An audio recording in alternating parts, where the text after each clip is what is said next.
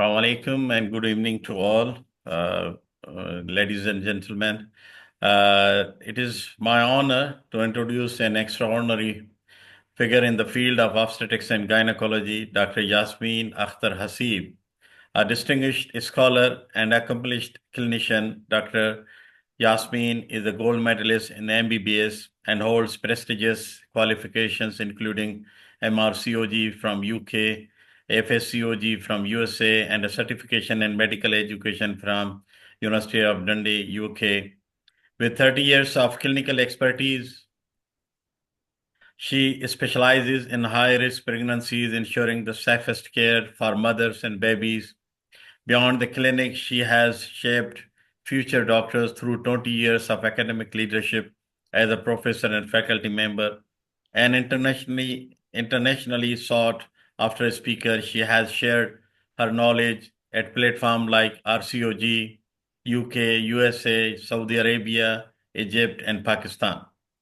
Her research excellence is evident through 20 plus publications in the top tier journals, including the British Journal of Obstetrics and Gynae and the Canadian Journal.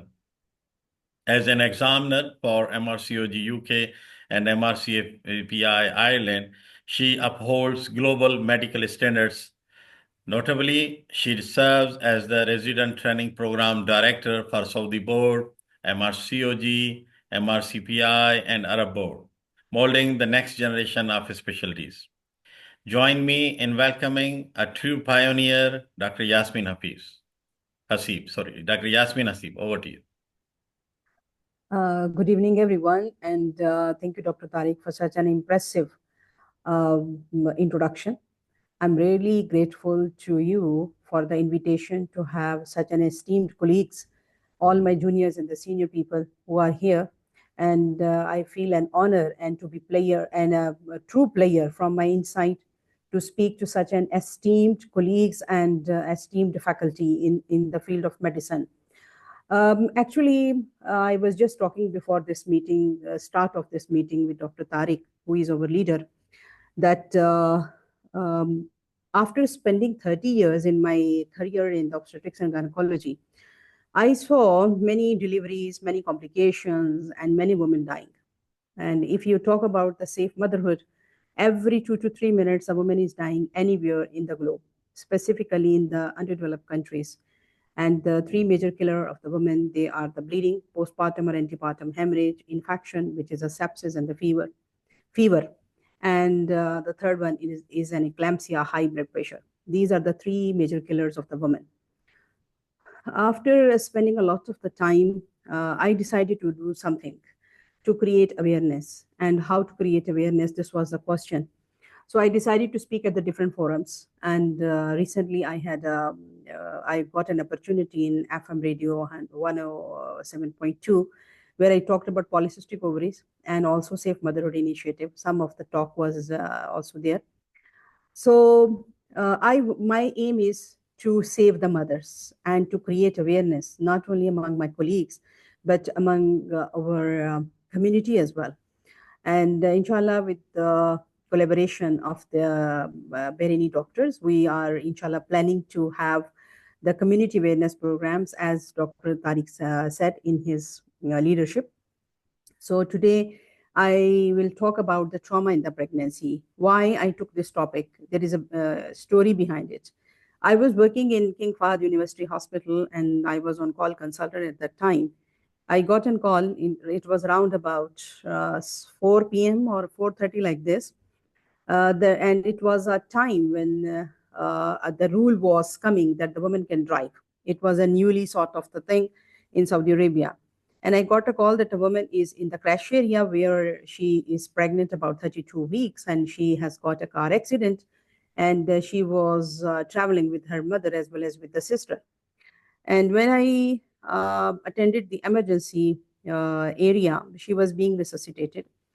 And she was collapsed. Anyway, after doing his everything, we went for the cesarean section and we found that she has a ruptured uterus. Baby was out of the tummy. And there was multiple fractures of the ribs as well as of the hip joints and the bladder injury and sort of many things.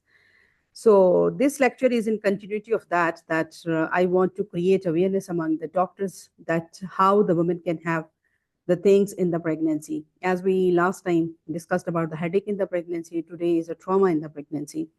So I welcome you all to this lecture, and let's start with this. In this lecture, we will see the causes, impact, and the management. And this is the logo of my hospital where I work, the Salmania Medical Complex, the Government Hospitals, Ministry of Health.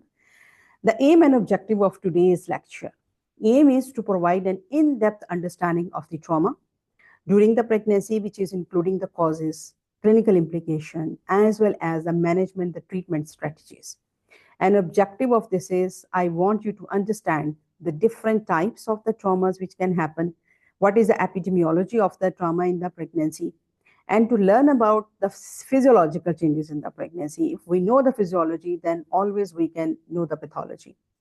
And also to identify the fetal-maternal risks which are associated with any injury or with any trauma. As well as we want to explore the assessment, resuscitation, and the treatment protocols in this lecture today. As well as we will be discussing about the preventive strategies, that how we can prevent. Here is the total aim of this lecture, that how to prevent this sort of the catastrophes, and what is the importance of the multidisciplinary team care. So this is the main essence of this lecture, this part of the objective. So I would say that this lecture, when I give face to face, I always ask about that what are the challenges which you face when you manage the trauma in the pregnancy. This is the same thing which I will share with you people, that the people who are here and might be one time or the two times or maybe more than this, all of us have faced this issue. The woman is pregnant, she has a road traffic accident, mild, major, something like this. So what are the things which come in the mind? So here we will be, actually when it is a face-to-face lecture, then we share the experiences as well as we talk about the additional strategies. So this slide is from that perspective. The synopsis of this lecture. Overview is that we will be doing the introduction to the trauma and its prevalence, types, epidemiology, fetal-maternal physiology, the risk factors, assessment, management protocols, and the case studies will also be added, and the prevention strategies will be discussed. The key takeaway is a comprehensive approach of handling the trauma in the pregnancy to ensure the optimal outcome, not only for the mother, but for the baby as well. So this is the synopsis of today's lecture. What is a trauma? Trauma, usually we think that the trauma is only the physical trauma, but the trauma is also the mental trauma as well, as you all know. But in today's lecture, we will be focusing on the physical trauma more as compared to the mental trauma. So the trauma refers to the physical injury or a damage which is caused by any external force during the pregnancy. It is relevant because it is one of the leading cause of non-obstetrical maternal deaths worldwide.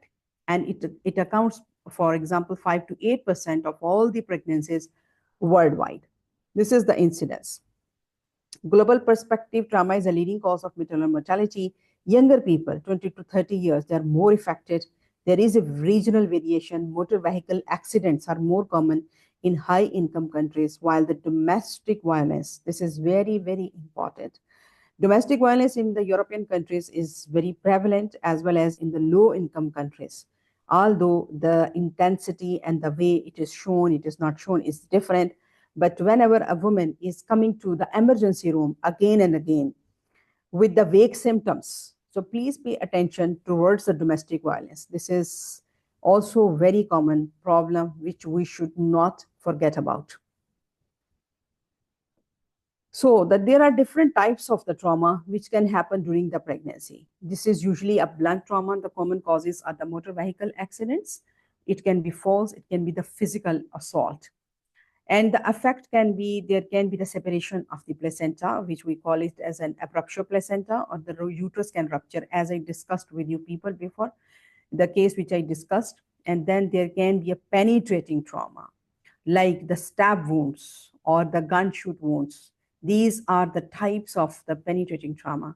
Other traumas can be with the type of the burns, electrocution, or the chemical injuries. These are the other types of the trauma which can happen during the pregnancy. So we will see the common scenarios, what are they and how they happen. For example, the motor vehicle accident. If you use the seat belt and position the lap belt below the uterus, it can be prevented. Airbag deployment is also a safer option for the pregnant woman. Falls usually happen in the late part of the pregnancy. This is because of the altered center of gravity. Preventive measures are adequate and the proper footwear as well as handrails, which are important. And domestic violence, the universal screening in the prenatal visits is very important. In UK, they are actually working a lot on it. And 1 in 4 of the pregnancies, there is an incidence, 1 in 4 pregnant women, they are having the domestic violence over there. So it's even in the washrooms, in the different areas, they have pasted that if you are facing this trouble, you can just sort out the help, and there are the different methodologies to seek help. Like they're putting some tags on the urine sample like this. So this is how they are working on the domestic violence. But I know in the underdeveloped countries, this is also very common. So we should not ignore the domestic violence as well. Then comes the domestic violence, which is a partner's intimate partner violence. It is approximately 17% of the injured pregnant women. They have the trauma which is inflicted by another person, and 60% of these patients, they have experienced the repeated episodes of the intimate partner violence. In USA, 2 to 4 million incidents of the intimate partner violence are reported every year.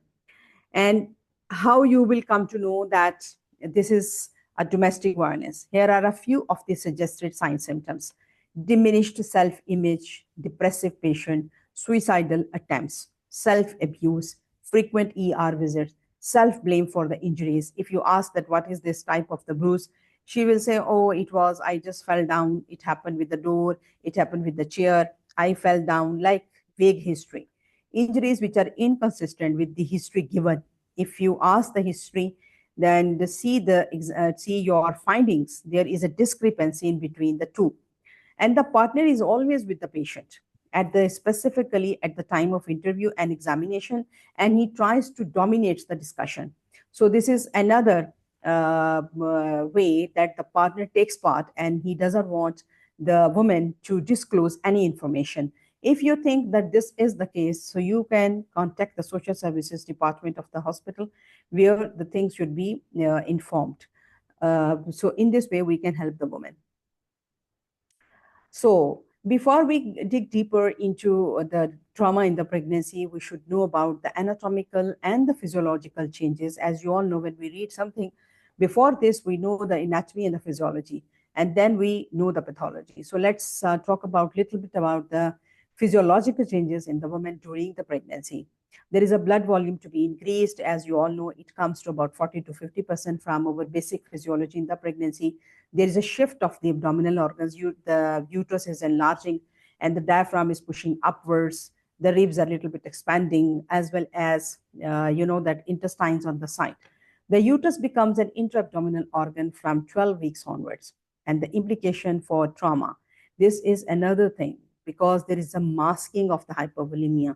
The woman body is already having the 40 to 50% increase in the plasma volume, as a result of which, if she is losing blood, for example, the uterus is ruptured, or she has got a bleeding ongoing inside, by some way she can tolerate it because she has increased amount of the blood volume, as a result of which sometimes the hypotension is not so much visible as an earlier sign.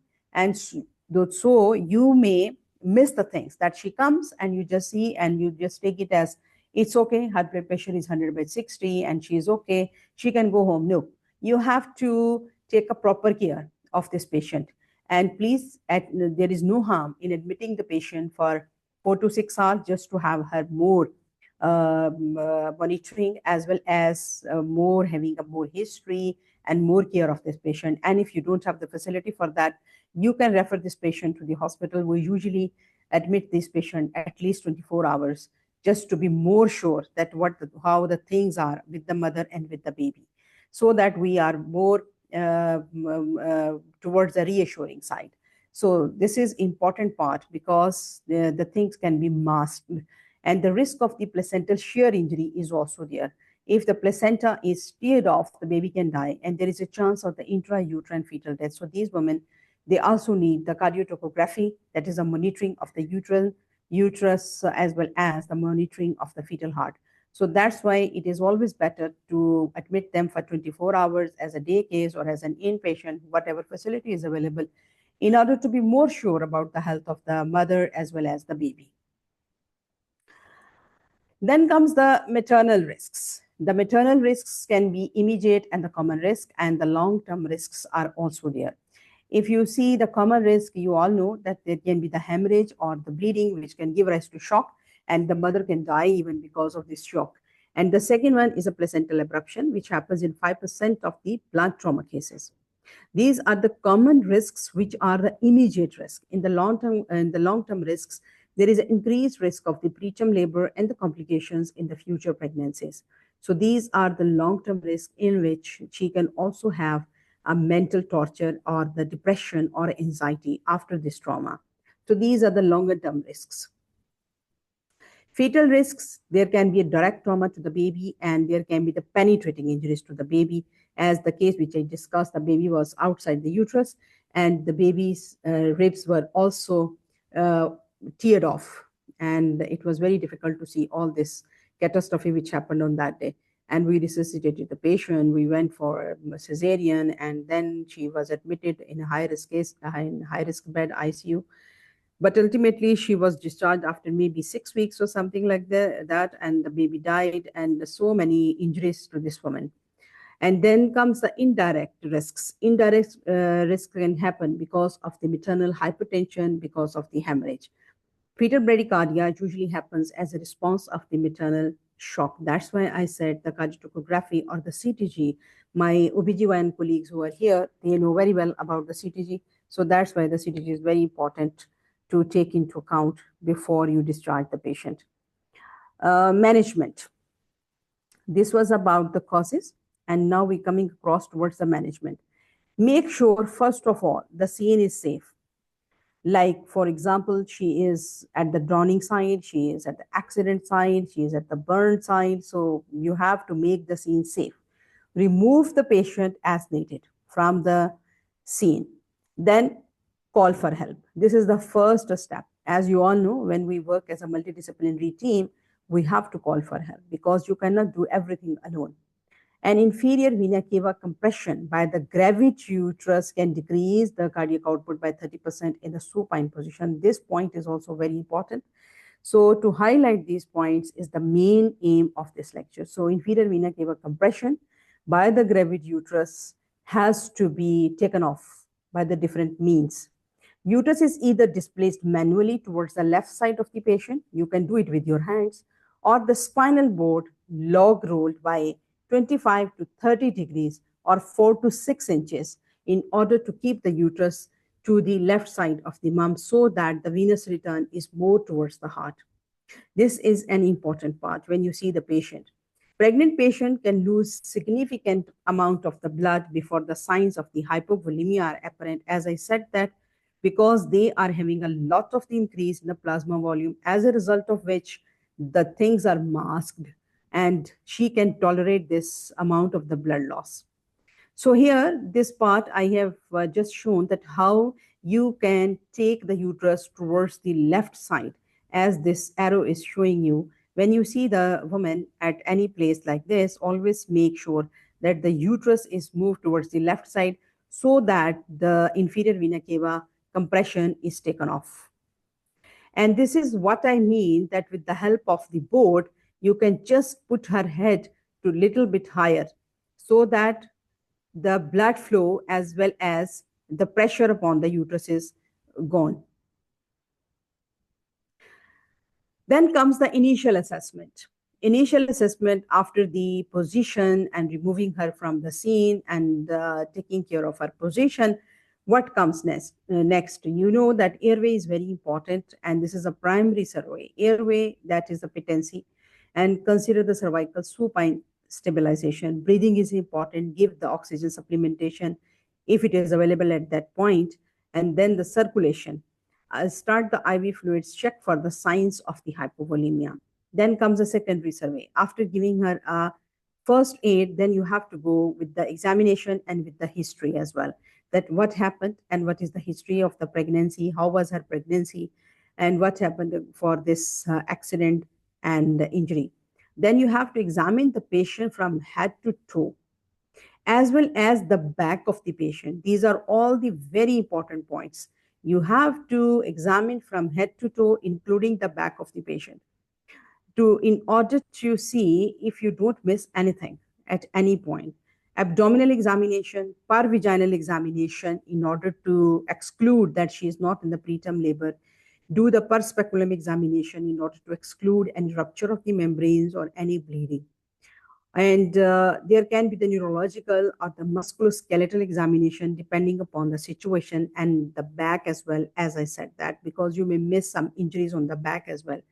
So these are important parts of the examination. Always remember that the fetus may be intubody even with minor maternal injuries. Involve the obstetrician and the general surgeons earlier rather than waiting. In the presence of the disseminated intravascular coagulation or amniotic fluid embolism, urgent uterine evacuation should be done, which means that is you have to terminate the pregnancy. If the woman is collapsed and you are suspecting all this, you have to terminate this pregnancy. How we do that, we will see in a minute. Fetal-maternal hemorrhage can cause the fetal anemia, fetal death, and isoimmunization of an Rh negative mother. So mother's blood group is also very important, because 0.01 ml of the Rh positive blood will sensitize 70% of the Rh negative patients. So blood transfusion is important. That is what you are giving to the patient.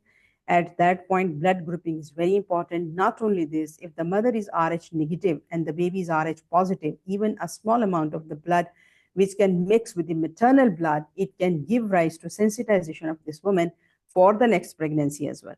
So please remember this point as well. These points which I have put, they are all highlighted points which are important to be showed about, that you take care of them. All the pregnant Rh negative trauma patients, they should be given anti-D immunoglobulin within 72 hours unless the injury is removed from the uterus. So it is always better to give them even with the blunt or mild trauma. You don't know if the patient, I'm talking about those patients who are a little bit more stable. For example, she just has a fall or she just has a minor road traffic accident. She comes and she is Rh negative. It is always good to give her the anti-D injection in order to avoid the sensitization. So these are the important points. And then to do the CLIHA test in order to know about any further dose of the anti-D is required or no. And how to calculate the anti-D dosage is a separate talk. It is in the anti-D guideline, that is how we calculate the doses. So then comes the medullary resuscitation. What are the important points when you are doing the resuscitation of the woman? You should always prioritize the mom. Always remember, mother is important. I'm not saying that the baby is not important, but the situation is you have to prioritize the mother first, as the fetal survival always depends upon the maternal stability. This is a very important point. Then the key intervention is left lateral TID to prevent the aortocaval compression. Massive transfusion protocol for the hemorrhage should be followed up if the mother is bleeding massively. So that protocol should be brought into action. Then the fetal assessment. In case of the fetal assessment, we need to do the electronic fetal heart rate monitoring for the viable pregnancies, which is a CTG, and ultrasound for the fetal well-being, as well as the placental assessment. This is for those cases once you stabilize the patient, then it comes the fetal assessment as well as the further measurements, what you can do for the fetus. Then you have to take watch on the signs of the distress. For example, the fetal bradycardia or the decelerations are a point which are showing that might be there is a placental abruption, or this baby is having some injuries inside, or baby is losing blood. Anything can be there. So you have to do an urgent ultrasound as well as CTG for this baby. before you take any decision. So that's why the early involvement of the obstetrician is very, very important. Then imaging in the trauma patient. First of all, you have to always think about the benefit of imaging outweighs the risks of the radiation. Remember this. I have seen that a lot of our colleagues, they are worried that why the MRI to be done, why the CT will be done, and she is pregnant and this and that. If the woman you are thinking she's in the need, we should always go ahead, and there is no harm in doing the MRI as well as the CT scans. Even the studies are showing that MRI is totally a safe option if you are doing with some real purpose. For example, if you want to exclude the placenta previa or accretas, or you want to know about the injuries or anything, it can be done. Even the x-rays, they can be done, and there is a very low dose, and it is more reduced if you do it with the maternal abdominal shielding. So the first tool is the ultrasound, which is to be done as a first line. Then comes the x-rays, which depends upon which type of the x-ray, hip joints, or you want the ribs, or you want the x-ray chest, or any other joint you want, you can have it. This is a very low dose of the radiation. CT is reserved for the maternal life-threatening injuries, although the MRI is much more safer than the CT scan. So MRI can be done easily in these patients. So never hesitate to do the MRI. Nothing will happen to the woman and the baby, and there is not much exposure, which the people are thinking. In Europe, they are doing like anything, the MRI during the pregnancy. There is a special considerations, which are Rh negative mother, as we discussed before, as well as the coagulopathies. We have to monitor the woman for the signs of the disseminated intravascular coagulation. These are the two important points which you need to take into consideration. Then comes this was the initial management and the resuscitation and the assessment. What comes next? Is there any role of the surgical management? Yes, sometimes you need it. And when you need it, when there is a life-threatening maternal condition. As I said that in that woman, we have to evacuate that uterus because she was bleeding inside from the ruptured uterus. So we have to take into account the life-threatening maternal conditions. Secondly, the fetal compromise in the viable gestations. If there is a fetal compromise and the woman is more than like 24 weeks, there you can do the cesarean section. Every hospital here, the people will be asking about 24 weeks. Yeah, different hospitals, they have the different protocols. For example, in Salmania, we just came to know that we can do the cesarean, perimortem cesarean at 24 weeks, which is a viable gestation where you can take the baby out.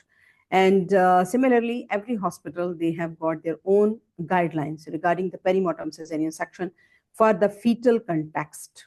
So every hospital has that guideline.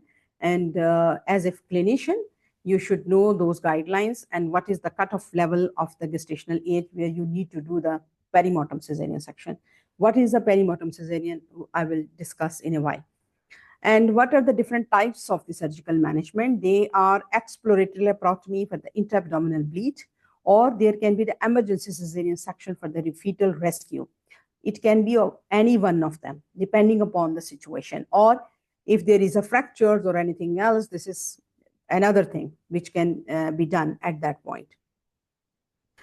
Here, I would like to discuss about the perimortem cesarean section. Perimortem cesarean section is actually the cesarean when the maternal cardiac arrest or maternal resuscitation is ongoing and the mother does not recover well within about 4 to 5 minutes. Then the team leader take a decision, who is the resuscitation team, the CPR team or rapid response team. There is a team leader, and who is taking care of all the team members who are doing the resuscitation. And Dr. Tariq is team leader of our team. So similarly, there is a team leader in the CPR or rapid response team who take care of the all resuscitative team, that you do this, you give this injection, you take this, and you take this, and there is one person who is scribing the events. So he's taking care of everybody. So similarly, if this thing happened, then the obstetrician as well as the anesthesia team as well as the rapid response team leader, they can take a decision about the perimortem cesarean section within about 4 to 5 minutes if the mother does not recover from the cardiac arrest. So this is that cesarean section. How it is done? This is done only with the help of a scalpel. only with the help of the scalpel, and it is done there and then, wherever the patient is. She's in the ward, she's in the emergency, she's anywhere. So you have to do it there and then. What you need to do, you have to give the skin incision. It depends upon if you are familiarized with the transverse or you are familiarized with the longitudinal, it doesn't matter. It depends upon the surgeon's discretion, whichever he or she likes, or whichever he or she is more confident with, because we want to expedite the things. So that's why at that point, we have to do the perimortem cesarean section with the one incision and cutting the uterus and taking the baby out. However, the edges of the uterus, they have to be managed with the help of the green armitage or whatever the instruments are available in order to prevent the loss of the blood. And once the woman resuscitation happens and she recovers, then this woman is taken to the OR where we have to close the uterus and everything. So this is the way the perimortem cesarean section is taken into account.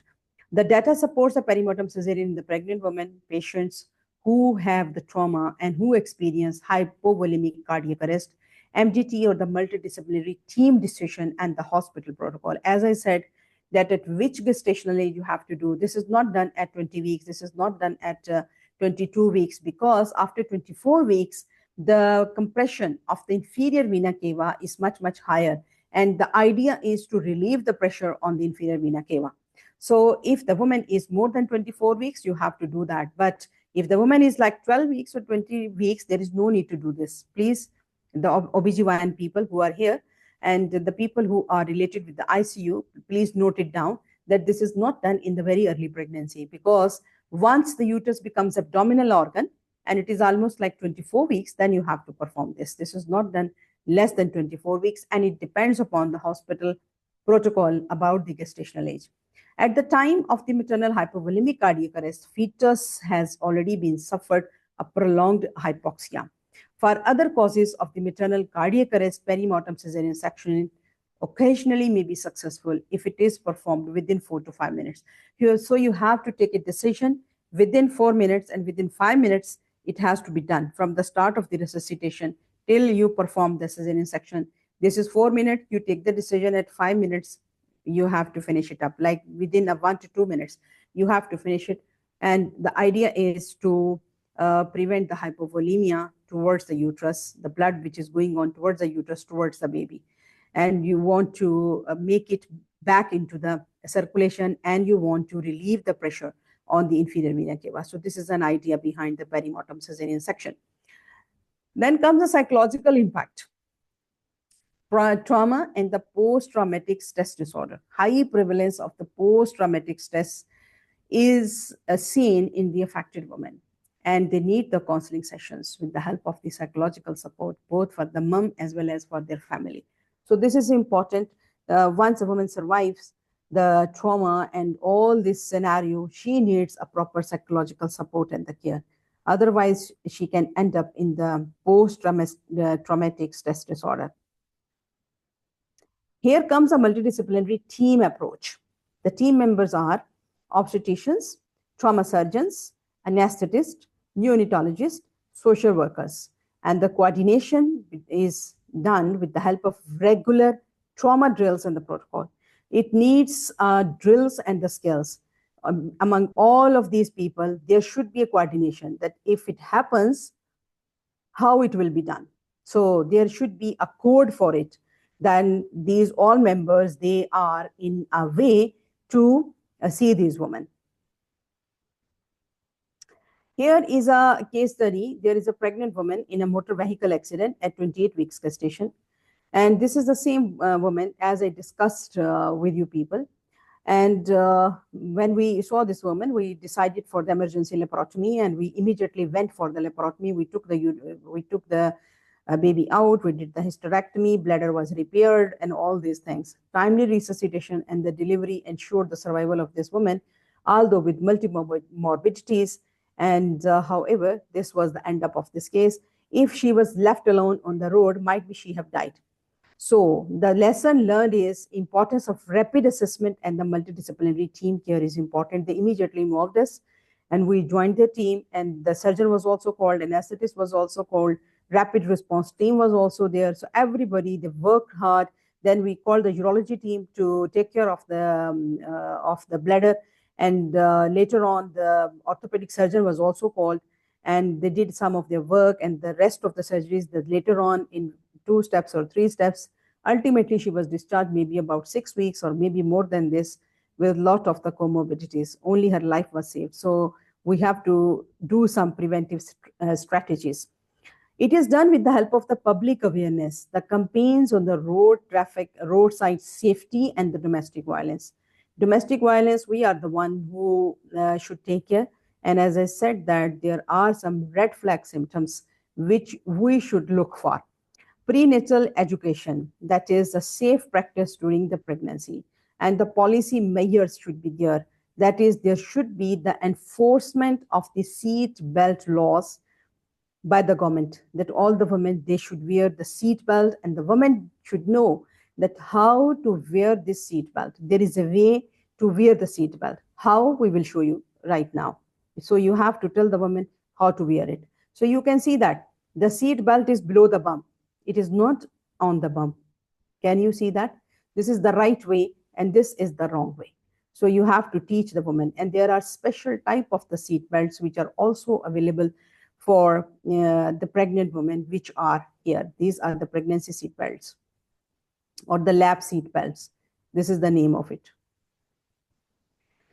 The summary of today's lecture is trauma is a significant cause of the maternal and the fetal morbidity and the mortality, but the rapid assessment, multidisciplinary team care are critical, and prevention can reduce the incidence and improve the outcome. So this is the whole summary and the learning points from today's lecture. So here, you all people can go ahead and ask the questions, whatever you would like, please. Thank you, Dr. Yasmeen. It was really a wonderful lecture. Trauma in a pregnancy, a pregnant lady coming to the emergency department. So don't take it granted. So she will present like an iceberg, you know, you will see the tip of the iceberg. Nothing you have to explore, and it will be done through a multidisciplinary team, timely decision, team management is playing role here more than anything. And the beautiful words, the call for help. Yes, if you are not sure about, call for help immediately, because your prime objective is to save the mother. That is the main thing. So if you save the mother, mother stabilizes through your steps, automatically the fetal will survive. So floor is open for the question. You can, if you want to ask question directly or write it down in the chat box, we will communicate your question to Dr. Yasmeen, please. So we got one question from Dr. Asia. Dr. Yasmeen, Yes, I'm here. Can physical trauma during pregnancy impact fetal development differently in the first and third trimester? Developmentally, it is difficult to say that physical trauma can affect. Yes, in one way it can. That is actually the development of the fetus is related with the genetics. You know that. And the genetics, although is not affected, however, the other things can happen, like the rupture of the membranes can happen, as a result of which baby will be developing in the low amount of the amniotic fluid. So the bands will be there. So development may be affected. However, the genetics is not affected at all by the physical trauma. And if on the top of it, she is under stress, she is not taking her food, she's not eating and drinking well, yes, it can help, it can cause the growth retardation in that baby. So in that way, the developmental effects can happen. However, the genetic is not affected. Okay, thank you, Dr. Yasmeen. Dr. Khurram shares one link, I don't know, but I think he will tell us what is this link about in the chat box. It is some sort of article, I think, in the PubMed NCBI published. Okay, any other question, please feel free to ask.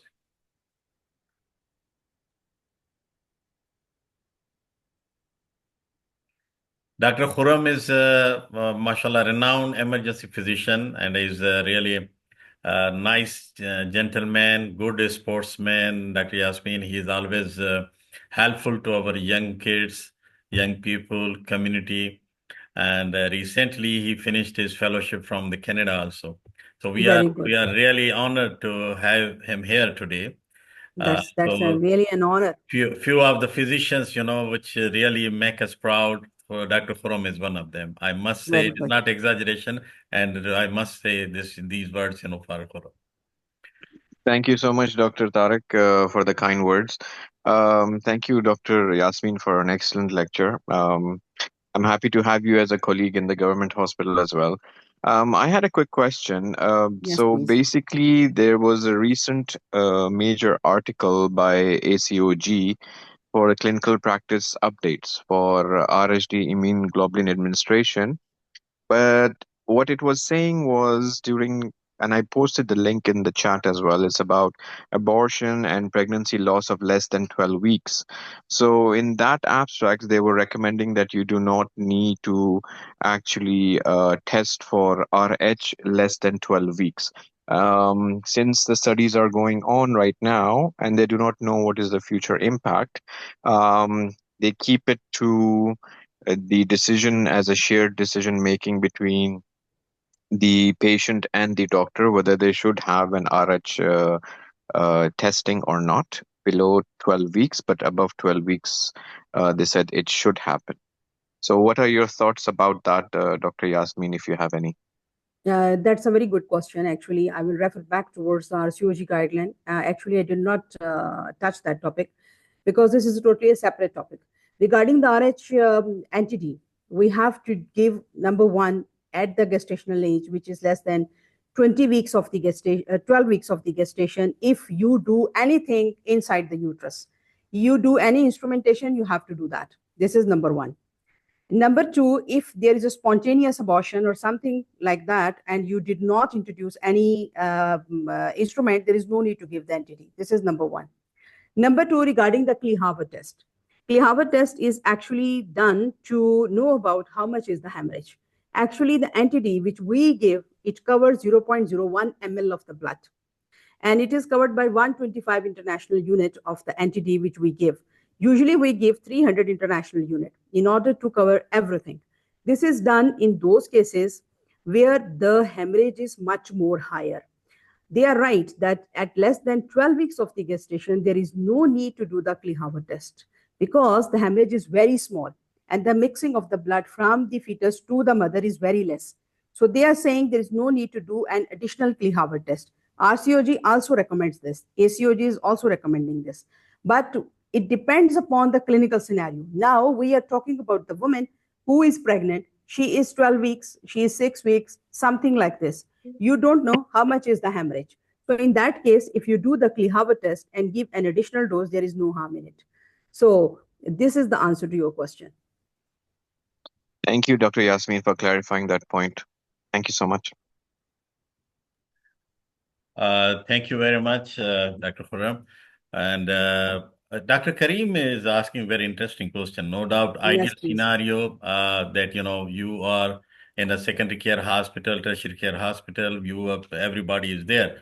But what about the one who are in the primary care facility, like in a local health center, a private hospital, limited resources?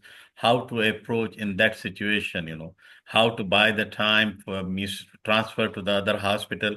Can you just guide our junior doctors that what should we do in that situation?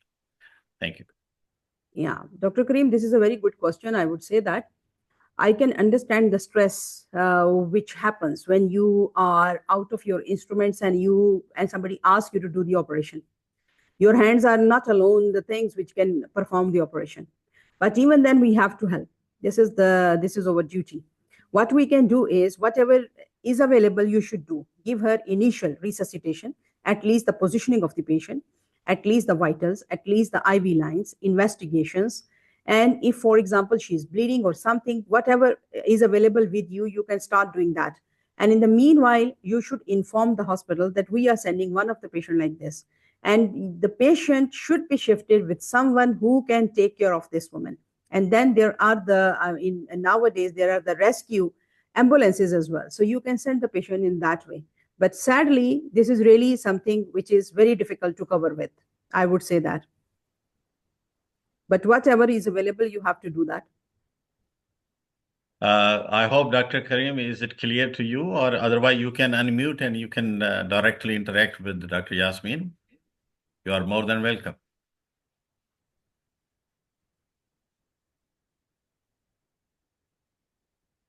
Any other question? Any comment, any question? Dr. Yasmeen, would you mind to just share the screen? Screen is there. Yeah. Can you unshare? Unshare? Okay. Yeah. I just want to show my thank you slide for Okay. everybody. Okay. Yeah. And one more slide just to suggestion with all you colleagues that if you people want, we can do some activities about the evidence-based medicine. We can do that, and the research papers and research articles, how to write research article. This is another one. We can do a CTG masterclass, Dr. Tariq. And as I'm an examiner of MRCOG OSCE, so we can do that, the guidance about it, as well as MRCOG Part 2. And the last slide, I'm doing the Safe Motherhood Initiative at the Royal Dockline. This is my channel at the Instagram, in the YouTube. And if you want to scan, it's here. You can scan and you can share it with the community. Here, I make videos in the simple language about the high blood pressures, about diabetes, about anemia, about the cesarean sections, about the painkillers, about the dysmenorrhea, analgesia during the labor, complicated deliveries, where to seek help. This is a sort of that channel. And for the MRCOG candidate, this is a free webinars also about the high-risk pregnancies. And about the MRCOG candidate, there are the 5-minute guideline series where I run a channel about how to read the guideline within a 5 minute. So if you people want, you can just scan it and you can see over there. So I will just stop sharing here with thank you to everyone. Dr. Yasmeen, I must add here because every year in June, July, and August, we are having a youth leadership program for our kids, specifically for the family of our physicians, their kids, so we are arranging now. So most probably this year also, we are planning to have a third youth leadership program for them. What we are doing there, parallel, we are running the workshops, different workshops, like, just for cardiology, ECG workshop, and other topics we are discussing. We had a radiology workshop over there also. So that was in person, and that is a good opportunity if we can arrange CTG workshops, master classes, or OSCEs, and means lots of things can be arranged. And it is a good opportunity, and it will be on the weekend, like, Friday and Saturday. That can be done in person. That is more interactive, more helpful rather than as an online, because you don't know. So maybe, so it is more like, beneficial when we are interactive directly. So hopefully this year also we will announce soon about this. And if we get a feedback, like, number of at least 10 to 15 doctors should be there for this, then we should, take on to do this CTG and masterclass for those. Yes. And the evidence base we had before also research lectures. And then I think because now we have enough numbers of research scholars, we can help our juniors from that perspective for the research. At least how to kickstart in the research is very important. That is, we should, discuss. We had once journal meeting, that is about the journal watch only, but so different research articles we brought, we discussed, and we asked the respective member from the field to discuss the pros and cons of that. But we can arrange a journal, what do you call it, journal club. We can, do it, as an online.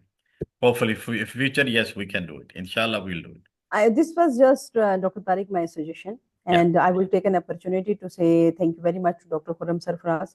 Actually, Dr. Khurram Sarfaraz is known to me from about long time ago. I searched him on the LinkedIn, and he was the one who let me know about you, and he directed me towards you. That there is a group. When I was relocating here, he helped me a lot. Dr. Khurram, thank you so much once again, and I'm really happy to hear about your achievement. And stay blessed. And it's an honor that one of our colleagues, he did his fellowship from the Canada, and it is really a point where we should clap for you, and we are so proud of you. Thank you, Dr. Khurram. Okay, Dr. Karim Baksh, just extending the comments. The patient usually in pregnancy are low in hemoglobin, and with trauma loss of blood, if we transfuse with bolus, wouldn't it cause more hemodilution?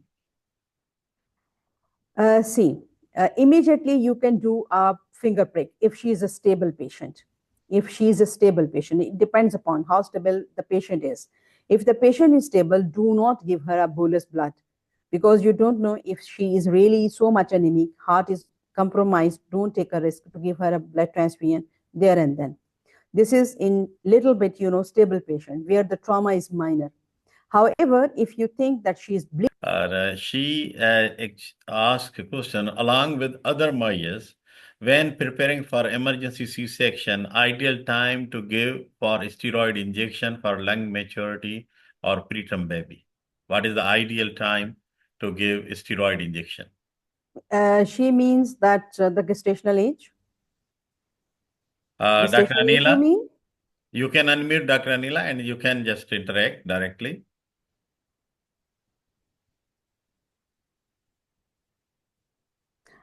I will answer. It is actually, if the Hello, woman. Assalamu alaikum. Walaikum salam.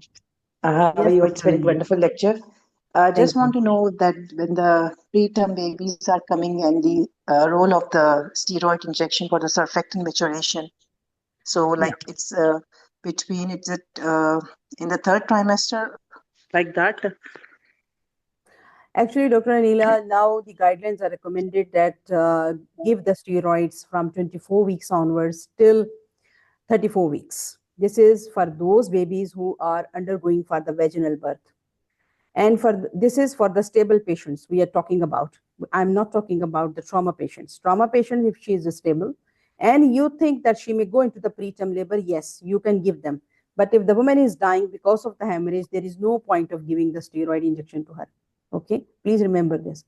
And now the recent guideline about the steroids says that you have to give the steroids to the women who are undergoing the cesarean section up till about 38 weeks and 6 days.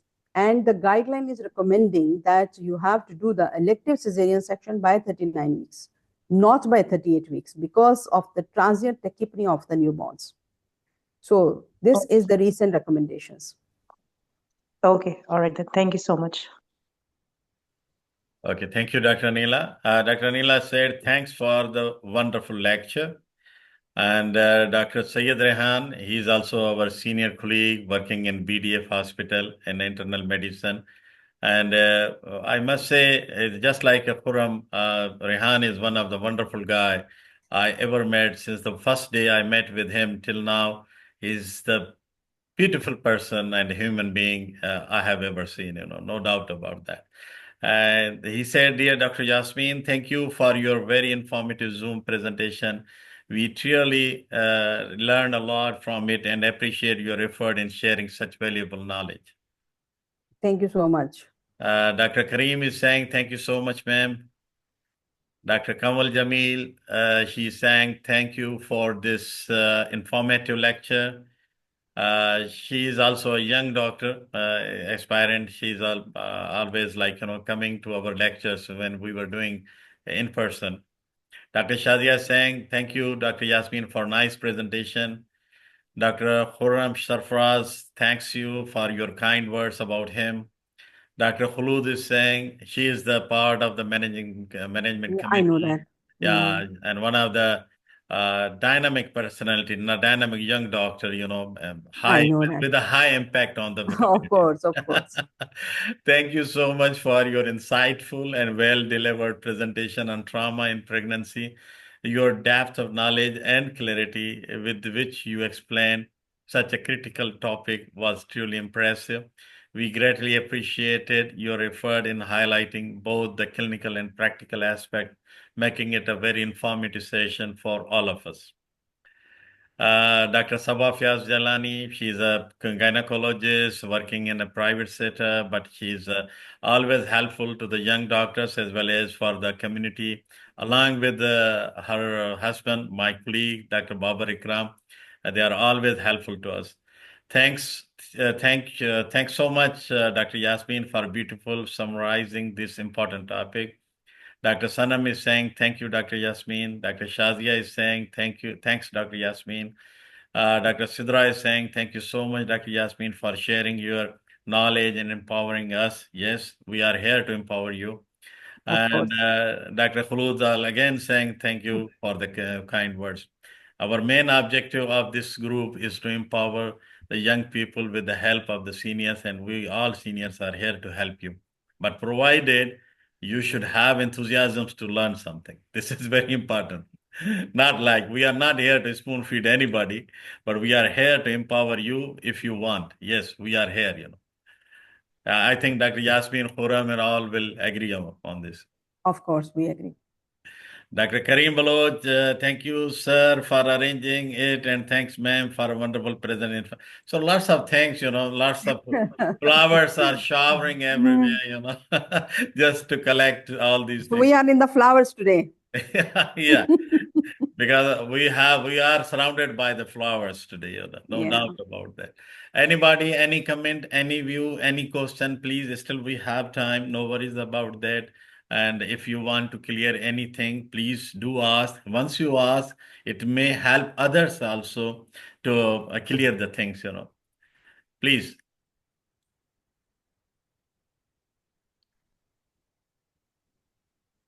Anyone? A good opportunity. Express yourself, break the ice.